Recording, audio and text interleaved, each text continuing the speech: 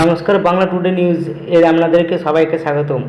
সারা দেশের আবহাওয়া সর্বশেষ পূর্বাভাস নিয়ে হাজির হয়েছি। তো আজকের এই ভিডিওটির মাধ্যমে পুরো বিস্তারিত জানিয়ে দেবো।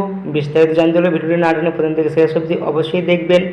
আর যারা এখনও পর্যন্ত আমার চ্যানেলটি সাবস্ক্রাইব করেনি অবশ্যই সাবস্ক্রাইব করে পাশে থাকা নোটিফিকেশনটি অন করে আমাদের সঙ্গে থাকবেন।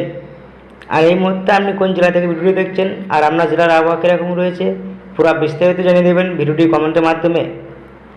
তো চলুন বন্ধুরা, আর দেরি না করে আজকের ভিডিও শুরু করা যাক। কলকাতা সহ দক্ষিণবঙ্গ সর্বত্র প্রতিদিনই বিক্ষিপ্তভাবে বৃষ্টি হতে পারে। বৃষ্টি হচ্ছে ঠিকই, তবে তাতে তাপমাত্রার বিশেষ হেরফের হচ্ছে না।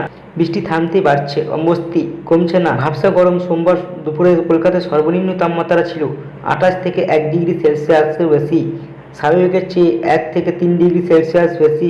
আলিপুর আবহাওয়া দপ্তর সূত্রে খবর, দক্ষিণবঙ্গের বৃষ্টি বাড়তে পারে।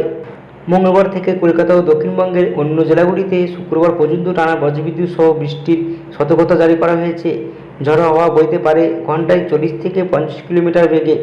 মঙ্গলবারে আগেও ঝড় বৃষ্টি হতে পারে নদিয়া, মুর্শিদাবাদ, পূর্ব বর্ধমান, পশ্চিম বর্ধমান, বীরভূমে। উত্তরে জুড়ে দুর্যোগের সতর্কতা জারি করেছে আলিপুর আবহাওয়া দপ্তর। বর্ষার বৃষ্টিতে নাজেহাল দার্জিলিং, জলপাইগুড়ি, আলিপুরদুয়ারের মতো জেলায়। টানা কয়েক সপ্তাহ ধরে এই সমস্ত জেলায় ভারী বৃষ্টি চলছে। উত্তরে নদীগুলির জলস্তর ও বেড়ে গিয়েছে। এখনও পরিস্থিতি পরিবর্তনের কোনো সম্ভাবনা নেই বলেই চলে, জানাচ্ছে আলিপুর আবহাওয়া দপ্তর। তো বন্ধুরা, ভিডিও যদি ভালো লাগে তাহলে অবশ্যই আমার চ্যানেলটি সাবস্ক্রাইব করে পাশে থাকা নোটিফিকেশনটি অন করে এই ধরনের নতুন নতুন টেকনিক্যাল ভিডিও আপলোড পাওয়ার জন্য আমাদের সঙ্গে থাকবেন।